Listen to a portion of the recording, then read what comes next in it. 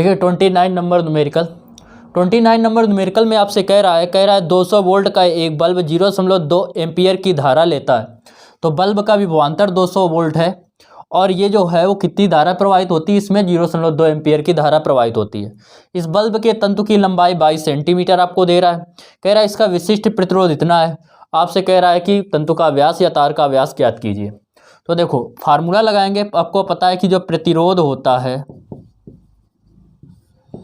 R बराबर वो होता है रो एल अपॉन ए के, और R बराबर ये भी आपको ज्ञात है कि R बराबर होता है V अपॉन आई, क्योंकि R दे नहीं रहा है तो आपको R निकालना पड़ेगा। रो का मान 7 इंटू दे रहा है 10 की पावर -5, ये सेंटीमीटर दे रहा है तो सेंटीमीटर को जब हम लोग मीटर बदल देंगे तो 10 की पावर -2 का गुणा कर देंगे, इंटू L दे रहा है 22 सेंटीमीटर, तो सेंटीमीटर को मीटर बदल देंगे 10 की घाते -2 का गुणा कर देंगे। क्षेत्रफल होता है पाई R स्क्वायर। V का मान रखेंगे, V का मान आपको जो दे रहा है वो दे रहा है 200, तो यहाँ पे रख देंगे 200। I आपको दे रहा है 0.2, तो यहाँ पे रख देंगे 0.2। 7 इंटू 10 की पावर -5, 2 7 7 2 9 -9 इंटू 22। पाई का मान 22/7 इंटू R स्क्वायर। 22 से 22 कैंसिल, दशमलव लगाएंगे 1 जीरो बढ़ जाएगा। 2 से काटेंगे 1000, 1000 का मतलब 10 की घाते 3। R स्क्वायर को इस तरफ लाएंगे, 7 ये ऊपर चला जाएगा तो 7 में 7 का गुणा करेंगे, 7 का स्क्वायर।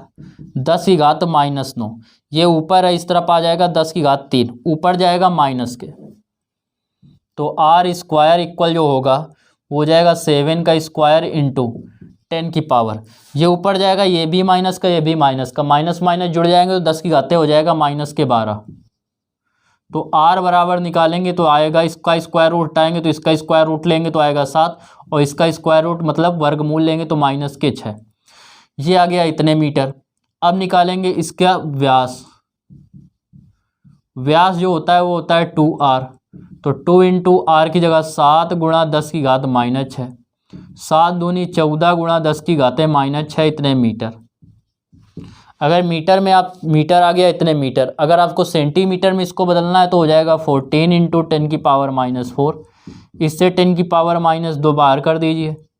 तो देखो सेंटीमीटर को जब मीटर में बदलते हैं तो 10 की घाते -2 का गुणा करते हैं, मतलब जोड़ देते हैं या लगा देते हैं, और जब 10 की घाते -2 मीटर घटा देंगे तो क्या आ जाएगा सेंटीमीटर, -4 इतने सेंटीमीटर। ये इस क्वेश्चन नंबर 29 का आपका क्या हो जाएगा, आंसर हो जाएगा। देखिए 30 नंबर क्वेश्चन।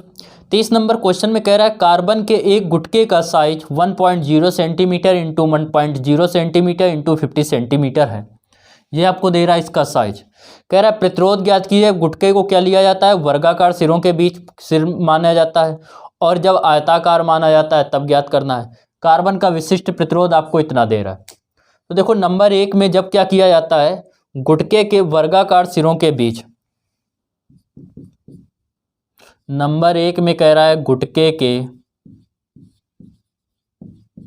वर्गाकार सिरे के बीच प्रतिरोध निकालना है। जब वर्गाकार क्षेत्रफल लेंगे आप, ए लेंगे क्या, वर्गाकार, वर्ग मतलब समान भुजाएं लेंगे। वर्ग की भुजाएं क्या होती है, समान, तो ये वाला लेंगे। तो 1 का 1 में मल्टीप्लाई करेंगे तो आएगा 1.0 सेंटीमीटर का सेंटीमीटर में सेंटीमीटर स्क्वायर। और आपको जैसा कि पता है कि जब सेंटीमीटर को मीटर बदलते हैं तो 10 की पावर -2 का गुणा करते हैं। स्क्वायर है तो इसलिए हम 10 की आते -2 का स्क्वायर 10 की आते -4 का कर देंगे, इतने मीटर स्क्वायर। ये आ गया क्षेत्रफल। अब इसकी निकालेंगे लंबाई। तो जब ये क्षेत्रफल हो गया तो लंबाई आ गई 50 सेंटीमीटर, और सेंटीमीटर को मीटर में बदलेंगे तो 10 की आते -2 का गुणा, इतना आ गया। अब आपको ए भी पता है, एल भी पता है, रो भी पता है। जाहिर सा है कि आप उम्मीद करते हैं आप लोग विशिष्ट प्रतिरोध निकाल लेंगे। तो पहले तो आप वीडियो पॉज कीजिए, प्रतिरोध निकालना है तो सबसे पहले आप लोग वीडियो को पॉज कीजिए और प्रतिरोध खुद निकालिए। उसके बाद जब आंसर ना आए तब इसका देखिए, ठीक है। R बराबर फार्मूला वही रो एल अपॉन ए, जो रेगुलर बच्चे पढ़ रहे हैं वो निकाल लेंगे। तो रो का मान रखेंगे, रो का मान दे रहा है 3.5, देखो ये भी सेंटीमीटर में दे रहा है, 3.5 इंटू 10⁻³ तो सेंटीमीटर को मीटर बदलेंगे तो 3.5 10 की आते -2 का गुणा करेंगे तो हो जाएगा -5 इतने ओम मीटर। तो इस जगह लिख देंगे 3.5 इंटू 10⁻⁵। एल की जगह पे रखेंगे 50 इंटू 10⁻²। ए की जगह रखेंगे 1.0 इंटू 10⁻⁴। अब देखिए इससे आर का मान निकालेंगे। 0 से इस दशमलव को हम लोग काट सकते हैं, 5 से इसमें गुणा करेंगे 5 25, 5 15 2 17 इंटू ये माइनस माइनस जुड़ जाएंगे, माइनस के साथ ये माइनस जाएगा, ऊपर प्लस का हो जाएगा तो 5 2 7, 7 में ये ऊपर जाके प्लस के घटेंगे तो बचेगा -3। 1 2 2 अंक इस तरफ ले आइए या 3 अंक इस तरफ ले आओ, तो इस तरफ जब आते हैं तो 3 प्लस के होते हैं तो 0.175, 3 प्लस के किए इसमें तो -3 था, +3 किया, कट गए 10 की आज 0 और 0 का मतलब होता है 1, तो ये आ गया कितना 0.175 इतने ओम।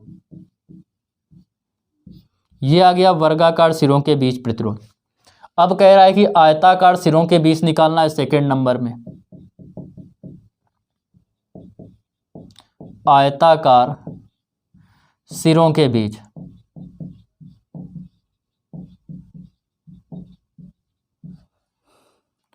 अब जब आयताकार सिरों के बीच हम लोग निकालेंगे तो कैसे निकालेंगे, इसका जो क्षेत्रफल लेंगे तो आयत की जो लंबाई और चौड़ाई अलग अलग होती है तो इन दोनों को अब लेंगे, इसको ना लेके अब किसको लेंगे, इन दोनों को। तो ये आ जाएगा 50 का 1 में गुणा करेंगे आएगा 50, ये आ जाएगा सेंटीमीटर स्क्वायर। सेंटीमीटर को मीटर बदल देंगे, 10 की आते -2 का गुणा स्क्वायर और 10 की आते -4 का गुणा, ये मीटर स्क्वायर। लंबाई जब ये दोनों हो गए हैं क्षेत्रफल तो ये बचेगी लंबाई तो 1 सेंटीमीटर स्क्वायर। सेंटीमीटर को मीटर बदल देंगे तो 10⁻⁻² का गुणा।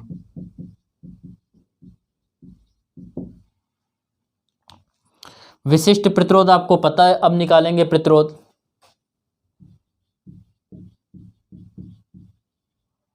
प्रतिरोध होता है ρL/A। इसको ये वैल्यू रख के आप स्वयं सॉल्व कीजिए, उसके बाद जब आंसर ना मैच करे फिर आप इससे मिलाइए कि आपका आंसर आ रहा है कि नहीं आ रहा है। तो रो की जगह वैल्यू रखेंगे, रो की वैल्यू आपको कितनी दे रहा है, रो की वैल्यू आपको दे रहा है 3.5 ये दे रहा है इंटू 10⁻⁵। एल का मान आया आपका 1.0 इंटू 10⁻⁻²। और नीचे ले लेंगे ए का मान आ रहा है 50 गुणा 10 की घाते -4 या 50 इंटू 10⁻⁻⁴। अब देखिए क्या करेंगे, 5 से इसको काटेंगे 10 बार जाएगा, 5 से काटेंगे 0.7, तो ये जो आएगा इसको आर डैश मान लीजिए, इसको आर माना था तो ये आर डैश इक्वल जो आएगा 7 का 1 में गुणा करेंगे 0.7, 5 2 7, इसकी एक घात प्लस की है तो प्लस इसको हटाएंगे माइनस के हो जाएगा 3, -3 ऊपर जाएगा प्लस के 3, तो 7 में प्लस के ऊपर 3 करेंगे तो कितना बचेगा, 7 में 3 जाएंगे बचेगा -4। यहाँ तक क्लियर हुआ। अब देखिए इस अंक को इस तरफ ले जाइए तो आर डैश जो होगा जब दशमलव को उस तरफ ले जाएंगे तो उस तरफ ले जाने पे घात माइनस की होती है, एक अंक उस तरफ ले गए घात माइनस की तो ये आ जाएगा -5 इतने ओम। ये आपके क्वेश्चन नंबर 30 के दोनों आंसर हो गए। देखिए 31 नंबर क्वेश्चन, 31 नंबर में आपसे कह रहा है कि पहले तार का, आपसे क्वेश्चन में कह रहा है एक पदार्थ के 50 सेंटीमीटर लंबे 0.2 मिलीमीटर व्यास के तार का प्रतिरोध 0.8 ओम है। तो प्रतिरोध 0.8 ओम, तार की लंबाई जो 50 सेंटीमीटर और व्यास दे रहा है 0.2 मिलीमीटर। इसके बाद कह रहा है एक अन्य पदार्थ, मतलब दूसरा कोई तार दे रहा है, अन्य पदार्थ के 75 सेंटीमीटर लंबे, 75 सेंटीमीटर लंबाई हो गई, 0.1 मिलीमीटर व्यास के और तार का प्रतिरोध जो है वो कह रहा है 1.5 ओम है। अब आपसे कह रहा है कि इसके विशिष्ट प्रतिरोधों की तुलना कीजिए।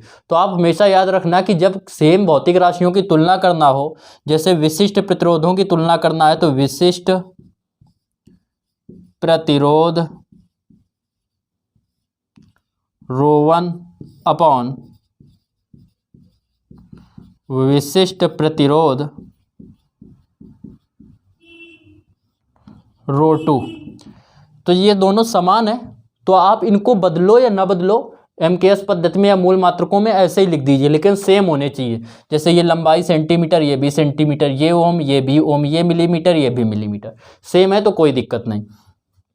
रो बराबर होता है आर ए अपॉन एल, तो R1 A1 upon L1, R2 A2 upon L2, तो ये हो गया R1 upon R2 into A1 upon A2 into L2 upon L1, ये हो जाएगा। वैल्यू पुट कीजिए। R1 आपको दे रहा था 0.8 और ये दे रहा है R2 1.5। A1 लगाएंगे फार्मूला पाई R1 स्क्वायर, R1 मतलब त्रिज्या, और त्रिज्या को लिख सकते हैं व्यास का आधा, मतलब D1 अपॉन 2 का स्क्वायर। ऐसे ये पाई व्यास का आधा, त्रिज्या तो D2 अपॉन 2 का होल स्क्वायर। L2 आपको दे रहा है 75 और L1 आपको दे रहा है 50, ये दे रहा है। दशमलव से दशमलव हमने कैंसिल कर दिए, पाई से पाई कैंसिल कर दिया, 25 दिया 75, 25 दूनी 50, यहाँ तक कैंसिल कर दिया। ये भी 2 का स्क्वायर आएगा, ये भी 2 का स्क्वायर आएगा, ये भी कट जाएंगे। ये आया 2 से काटेंगे 2 चौको 8, 3 से काटेंगे 53 15, ये बचेगा 4/5। ये आया 4/5। कैलकुलेशन ना समझ में आया, वीडियो को बैक कीजिए फिर से देखिए। अब देखिए इसके बाद D1 अपॉन D2, तो D1 का स्क्वायर तो इसका स्क्वायर करेंगे तो आ जाएगा 0.2 इंटू 0.2, ये हो जाएगा। इसके बाद इसका करेंगे स्क्वायर तो आ रहा है 0.1, स्क्वायर करेंगे तो 0.1 गुणा 0.1, दशमलव से दशमलव, 2 अंक बाद नीचे दशमलव, 2 अंक बाद ऊपर दशमलव, कट गए। अब निकालेंगे ρ1 अपॉन ρ2 बराबर 2 दूनी 4, 4 चौको 16, और नीचे आ जाएगा 5 एकम 5, फिर 1 में गुणा करेंगे 5, तो इनका जब अनुपात निकालेंगे ρ1 रेशियो ρ2 तो आ जाएगा 16:5, और यही इस क्वेश्चन का आंसर हो जाएगा। ये इस क्वेश्चन का आंसर आ गया। 32 नंबर क्वेश्चन देखिए, इसमें कह रहा है टंगस्टन के तंतु का 200 डिग्री सेंटीग्रेड पर प्रतिरोध 148 ओम, 200 डिग्री पर दे रहा है 148 ओम, और आपसे कह रहा है कि इसका प्रतिरोध ताप गुणांक आपसे कह रहा है कि अल्फा दे रहा है इतना, कह रहा है 0 डिग्री सेंटीग्रेड और 500 डिग्री सेंटीग्रेड पर इसका प्रतिरोध ज्ञात कीजिए। तो देखो सबसे पहले आपको फार्मूला ये ज्ञात होना चाहिए कि RT बराबर होता है R0 या R0 1 प्लस अल्फा टी। ये क्या है, T डिग्री सेंटीग्रेड पर प्रतिरोध है। क्या है, T डिग्री सेंटीग्रेड पर प्रतिरोध, ये होता है इसका फार्मूला। 200 डिग्री पर निकालना है तो यहाँ पे T की जगह पे 200 रख दीजिए, यहाँ पे R0 ही रहेगा, ये 1 रहेगा। अल्फा का मान रखिए, अल्फा का मान दे रहा है 0.0045। टी का मान रखिए, टी यहाँ पे अगर जब यहाँ टी था तो यहाँ टी था, यहाँ 200 है तो यहाँ पे 200 आ जाएगा टी की जगह पे। यहाँ तक क्लियर हुआ। अब इसके बाद देखिए, ये आपको दे रहा है 148, इसको आपको ज्ञात करना है। 1 प्लस 45 का इसमें गुणा करेंगे तो 45 दूनी 90, 2 जीरो थे 2 जीरो लगा दिए। कितने अंक बाद दशमलव है, 1 अंक, 4 अंक बाद, तो 1 2 3 4, यहाँ दशमलव लगा दिया, तो 148 बराबर R0। इसका मतलब हो गया, इन दशमलव को आप काउंट करें या ना करें, इसके बाद जीरो को ऐसे भी लिख सकते हैं। इसका इसमें गुणा करेंगे तो आएगा 1.9, तो R0 का जो मान आएगा आपका, वो आपका जो मान आ जाएगा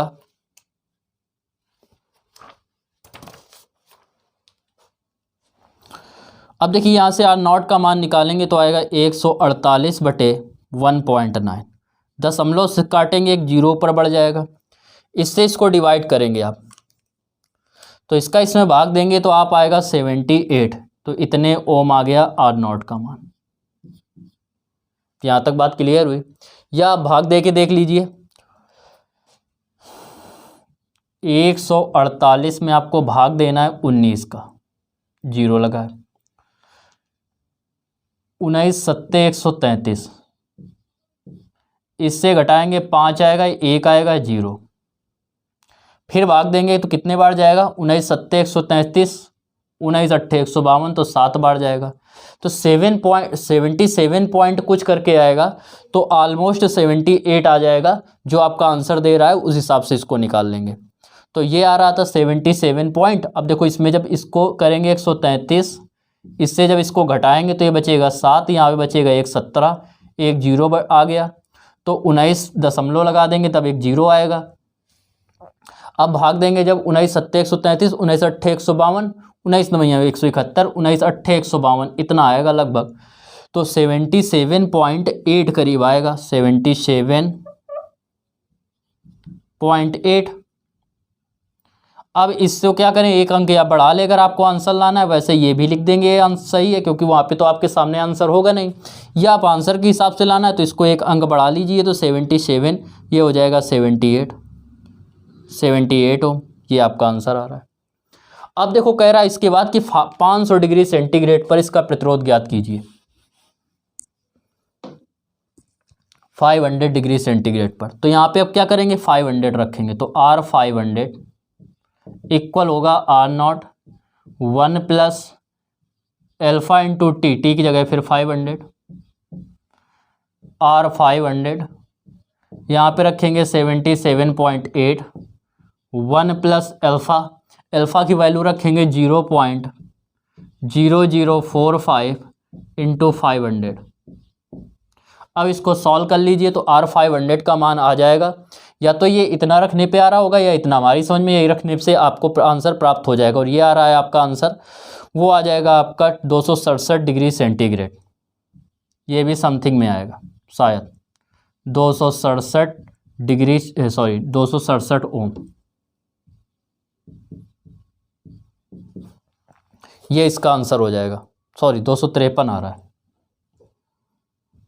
253, ये इसका आंसर हो जाएगा। कैलकुलेशन आप स्वयं कर लीजिएगा, कोई दिक्कत हो तो फिर से पूछ लीजिएगा। देखिए 33 नंबर क्वेश्चन, 33 नंबर क्वेश्चन में कह रहा है कि एक चांदी के तार का 0 डिग्री सेंटीग्रेड पर प्रतिरोध 1.25 ओम है, और कह रहा है इसके प्रतिरोध को दोगुना करने के लिए किस ताप तक गर्म करना होगा यदि चांदी का प्रतिरोध ताप गुणांक 0.00375 प्रति डिग्री सेंटीग्रेड हो। ठीक है, तो आपको ये ताप ज्ञात करना है कि इसको दोगुना करने के लिए कितने डिग्री सेंटीग्रेड तक गर्म करना होगा। देखिए अब ध्यान दीजिए इधर, आपको कह रहा है तार को दोगुना करना है, तो यदि R0 मतलब R बराबर RT बराबर कितना लाना है, 2R0, दोगुना लाना है। RT बराबर फार्मूला क्या होता है, RT बराबर होता है R0 1 plus alpha T into 2R0 के। R0 से R0 कैंसिल, या R0 से R0 कैंसिल। इसके बाद ध्यान दीजिए 1 तो ये बना रहेगा, अल्फ़ा की वैल्यू लिखिए तो हो जाएगा 0.00375 इंटू टी इक्वल टू के 1 उस तरफ जाएगा घट जाएगा, तो 0.00375 इंटू टी बराबर 2 - 1, 2 में 1 जाएंगे बचेगा 1, 0.00375 इंटू टी, टी का मान निकालेंगे 1 अपॉन, ये आ जाएगा डिवाइड में 0.00375, दशमलव काटेंगे 1 2 3 4 5 अंक हैं तो 5 0, 2 2 4 1 5, 25 से इसको काटिए, 25 चौको 100, कितने जीरो बचे 3, 25 से इसको काटिए, 25 एकम 25, कितने बचेंगे 12, 25 पंचे 125, इतना आया। अब इसको हम लोग काटेंगे कितने से, जब इसको काटिए 5 से, तो 5 ते 15 और 5 चौको 20, 5 अट्ठे 40, 800 आ जाएगा। टी बराबर आ जाएगा 800 बटे 3, 3 से भाग दे दीजिए, 3 दूनी 6, 2 बचे इसको दिया 20, तिछक 18, फिर बचे 2 20, तिछक 18, ऐसे आ जाएगा 6 करके डिग्री सेंटीग्रेड। आप चाहें तो इसको एक अंक बढ़ा सकते हैं क्योंकि ये 5 या 5 से ज़्यादा है, तो टी का मान आप ये भी लिख सकते हैं 267 डिग्री सेंटीग्रेड, ये आंसर आ गया। देखिए 34 नंबर क्वेश्चन, इसमें कह रहा है किसी बल्ब के फिलामेंट का 100 डिग्री सेंटीग्रेड पर प्रतिरोध 100 ओम है और 400 डिग्री सेंटीग्रेड पर प्रतिरोध 200 ओम है। अब आपसे कह रहा है कि इसके प्रतिरोध ताप गुणांक की गणना कीजिए। तो आप क्या करेंगे, हम लोग माना 0 डिग्री सेंटीग्रेड पर प्रतिरोध R0 तथा प्रतिरोध ताप गुणांक तथा इसका प्रतिरोध ताप गुणांक इसका मतलब फिलामेंट का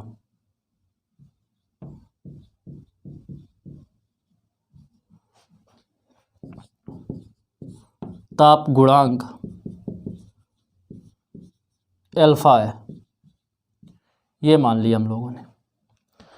अब देखो इससे RT बराबर आपको फार्मूला पता है कि RT बराबर होता है R0 और 1 प्लस अल्फ़ा टी। तो यहाँ पे जब T रखते हैं तो यहाँ T लिखते हैं, तो अल्फ़ा इंटू जब यहाँ 100 रखा तो यहाँ पे 100, इक्वेशन फर्स्ट। फिर R2 100 निकालेंगे, 400 डिग्री पर कह रहा था तो 400, तो यहाँ पे हो जाएगा R0, ये हो जाएगा 1 प्लस अल्फ़ा इंटू यहाँ 100 की जगह क्या लिख देंगे 400। समीकरण सेकंड क्या करेंगे, समीकरण 2 में समीकरण 1 से भाग देने पर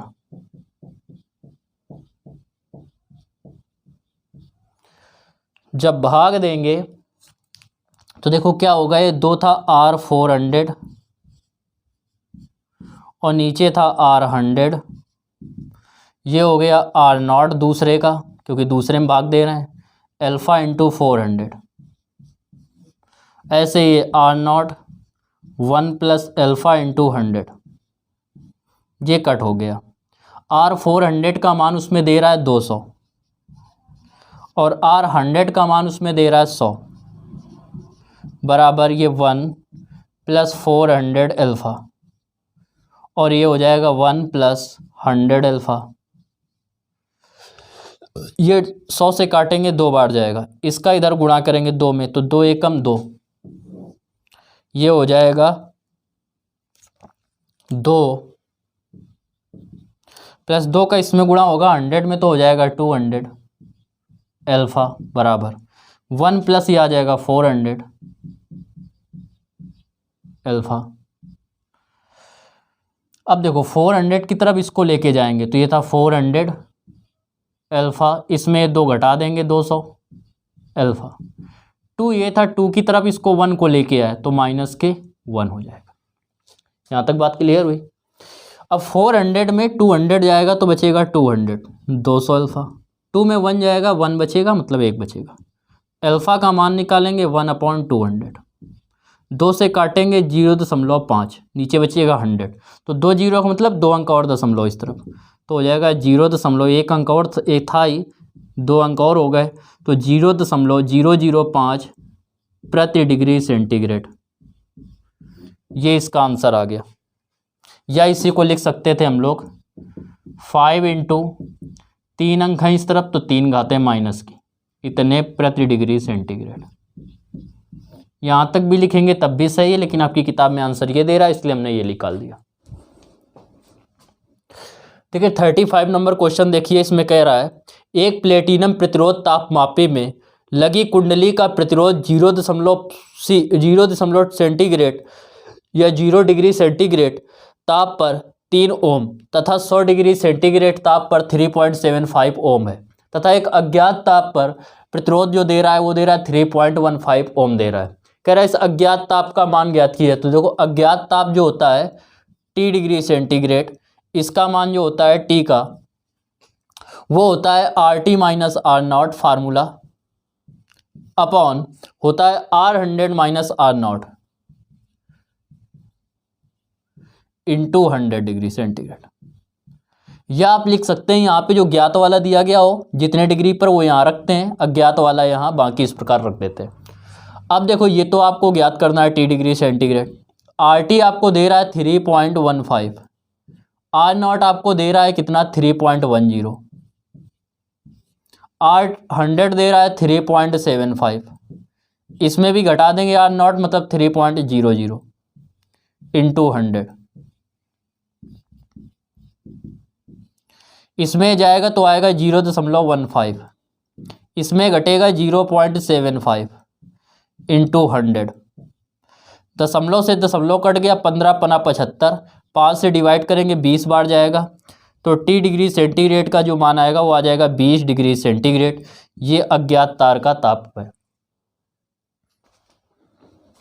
देखिए 36 नंबर में कह रहा है आपसे, क्वेश्चन में कह रहा है कार्बन के तंतु का 0 डिग्री सेंटीग्रेड पर प्रतिरोध 104 ओम है। तो इसका कार्बन का 0 डिग्री सेंटीग्रेड पर प्रतिरोध हो गया 104 ओम, और कार्बन का प्रतिरोध ताप गुणांक दे रहा है आपको इतना। ठीक है, क्वेश्चन नीचे आपको स्क्रीन में दिख रहा होगा। लोहे का प्रतिरोध ताप गुणांक दे रहा है, इसको अल्फा सी मतलब कार्बन और आई मतलब आयरन मतलब लोहा, इस प्रकार डिनोट कर दिया। अब आपसे कह रहा है कि लोहे श्रेणी क्रम में किस प्रतिरोध का तार जोड़े, तो प्रतिरोध ज्ञात करना है किस प्रतिरोध का तार जोड़ा जाए। तो इसके लिए देखो फार्मूला लगा दीजिए आर नॉट, ठीक है, अल्फा इंटू टी, तो इसमें अल्फा सी इंटू टी, फिर ताप वही रहेगा तो टी और दोनों के लिए वही रहेगा, फिर लिखाएंगे आर नॉट इसका डैश लोहे का और इंटू इसके लिए अल्फा क्या होगा अल्फा आई इंटू टी, ताप वही रखा गया इसलिए वही सेम है, टी से टी कैंसिल।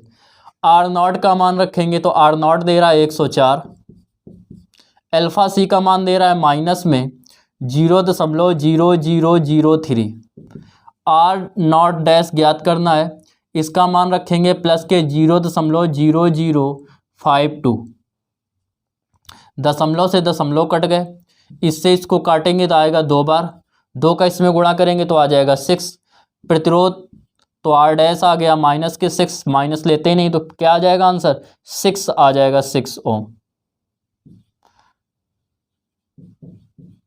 ये इसका आंसर हो गया। देखिए 37 नंबर क्वेश्चन में कह रहा है कि एक निर्वात नलिका में एनोड तथा कैथोड के बीच विभवांतर 480 वोल्ट है, तो विभवांतर हो गया 480 वोल्ट। कह रहा है 10 सेकंड में एनोड पर 3 × 10⁻17 इलेक्ट्रॉन टकराते हैं, तो इलेक्ट्रॉनों की संख्या ये हो गई और समय हो गया 10 सेकंड।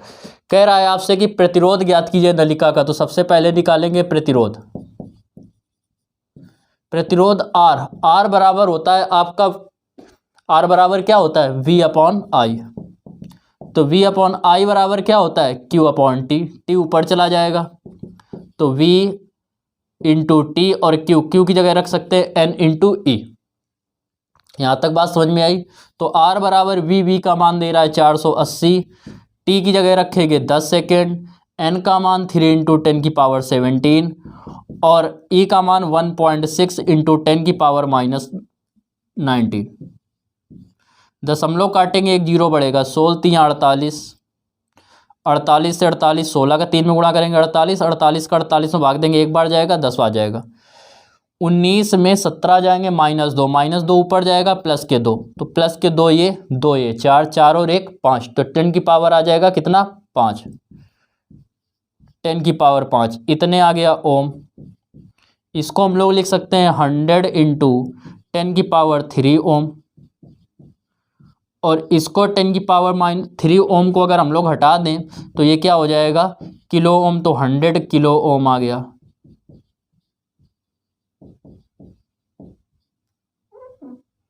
ये आ गया आंसर इसका। इसके बाद देखो क्या कह रहा है कि एनोड पर उत्पन्न ऊष्मा की दर ज्ञात की है, तो ऊष्मा की दर को क्या कहते हैं शक्ति कहते हैं, तो ऊष्मा की दर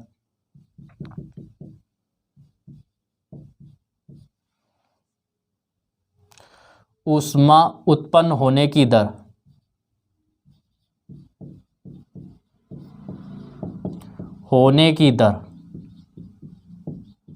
जब ऊष्मा उत्पन्न होने की हम लोग दर निकालेंगे मतलब शक्ति अथवा क्षमता P बराबर शक्ति अथवा सामर्थ्य P बराबर होता है आपका I²R या V²/R।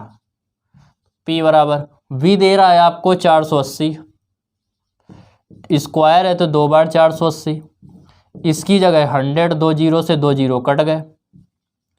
48 का 48 में गुणा करेंगे तो 48 का स्क्वायर, और 48 का जब स्क्वायर करेंगे तो होता है 2304। ये आ गया आपका P बराबर, सॉरी P था, तो ये P आ गया। इतने क्या आएगा, इतने जूल सेकेंड, जूल प्रति सेकेंड। देखो ये किलो ओम में, ये किस में रखना था हमें, ओम में, तो 10 की पावर 3 और रखिए इसमें, मतलब नीचे कितना है 1000। 1000 से जब इसमें भाग देंगे, क्योंकि यहाँ पे किलो ओम नहीं, हम किस में रखते हैं फार्मूले हमेशा, ओम में, तो ये पूरा रखेंगे, इससे भाग देंगे तो यहाँ पे आ जाएगा 2.304 इतने जूल प्रति सेकंड अथवा वाट।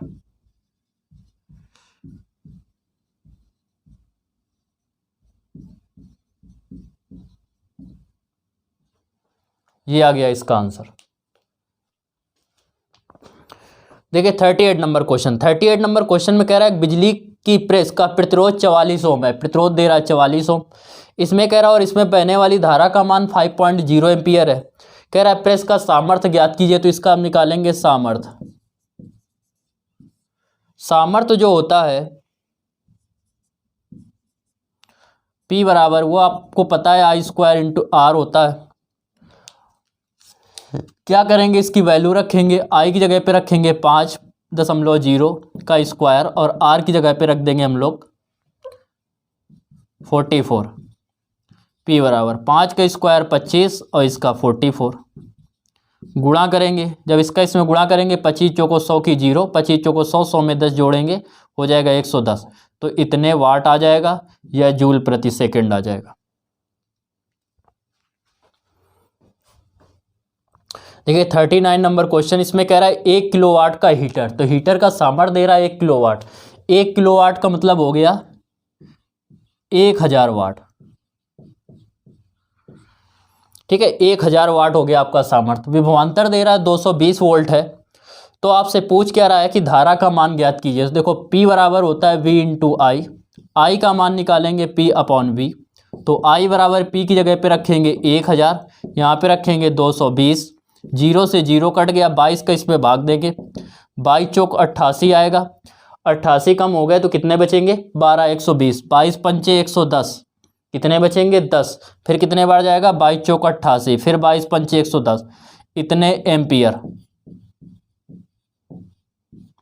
इस वाले में 40 नंबर क्वेश्चन में देखिए आपसे कह रहा है कि 100 वाट के तापक तार में, तो सामर्थ्य दे रहा है 100 वाट, तापक तार में 2.0 एम्पियर की धारा बह रही है, तो धारा 2.0 एम्पियर हो गई। कह रहा है तार का प्रतिरोध ज्ञात कीजिए, तो इससे निकालना है प्रतिरोध। तो देखो P बराबर जो सामर्थ्य होता है,